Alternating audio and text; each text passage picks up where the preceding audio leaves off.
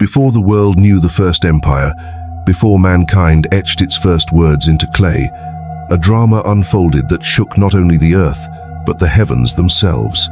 It was not a war of nations, nor a clash of armies, but a choice, one that would alter the destiny of creation. The story begins with the Watchers, 200 angels of blinding brilliance, guardians assigned by the Creator himself to watch over humankind. They were the sentinels of Earth's innocence, messengers of truth, and bearers of divine order. They stood between the mortal realm and the celestial throne, their loyalty sworn to the Most High. But in the quiet places of their hearts, a seed began to grow. It was not planted by command. No decree from above urged them to act. This seed was born of longing. They looked upon the daughters of men, saw beauty shaped in the dust, but breathed into life by the very Spirit of God, and desire awoke in them. At the head of this awakening stood Semjaza, the most persuasive among them. His words were smooth as oil, his logic wrapped in the language of love. And so, beneath the canopy of the stars atop Mount Hermon, 200 angels gathered in the stillness of night. There, they bound themselves by an oath, an unbreakable pact that they would descend together, no matter the cost. They would forsake their posts, abandon the purity of their calling, and take for themselves the women of earth. At first, such a vow might sound like a story of forbidden romance. But this was not the gentle tale of a love that defied odds. This was rebellion, a breach in the sacred order of the universe. And rebellion bears fruit. When they descended, they did not come empty-handed. They carried with them secrets sealed in heaven since the dawn of time, knowledge too dangerous for human hearts to wield. They taught the forging of weapons for war, the weaving of enchantments to bend reality, the charting of stars to command fate. What was meant to be hidden for mankind's protection was thrust into the open, and the world changed. From their unions came beings never meant to exist. The Nephilim, giants of strength and pride, their hunger without limit, their cruelty without conscience. They devoured the land, consumed the people, and demanded worship as gods. They ruled with an iron hand and a blood-stained appetite, reshaping the earth into a theater of terror. Yet, not all among the Watchers sank into this abyss without resistance.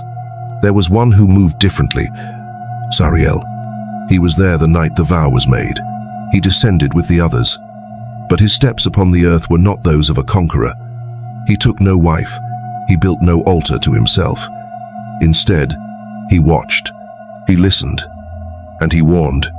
Ancient writings, scattered like fragments across the centuries, speak of his voice gentle yet firm, urging his brethren to turn back before judgment fell.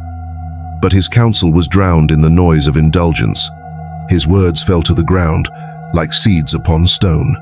The days grew darker, the Nephilim multiplied, and creation groaned under the weight of its corruption. Then came the day when heaven could wait no longer. 4 great archangels descended, Michael, bearing the sword of fire. Raphael, the healer of the world's wounds. Gabriel, the herald of divine judgment. And Uriel, who carries the light of truth that exposes all things. They did not come to bargain, they came with chains. One by one, the Watchers were seized. Semjaza, first to fall, was dragged down in shame. The rest followed, their splendor stripped away, their voices silenced in the darkness of a prison deep beneath creation itself, a place from which no cry can reach the heavens. All, except one. Sariel was not spared by accident. He was not overlooked. He was called before the throne of the Most High, where nothing can be hidden, and every choice is weighed in the scales of perfect justice. There, in the holy light, the truth of his life was revealed, not just the fact that he had descended, but the proof that he had resisted the pull of corruption. His hands had not taught forbidden arts. His heart had not surrendered to lust or ambition. His presence among the fallen had been as a watchman, a voice calling them back. And in that place where justice reigns, something rare and magnificent happened. Sariel was forgiven, not merely spared from punishment, but fully restored. His wings regained their radiance, his essence was cleansed of the stain of rebellion, and more, he was given a new purpose. Raised to the rank of the 7 holy angels who stand before God's throne, Sariel became the guardian of repentant souls, those who have stumbled, but whose hearts still lean toward the light.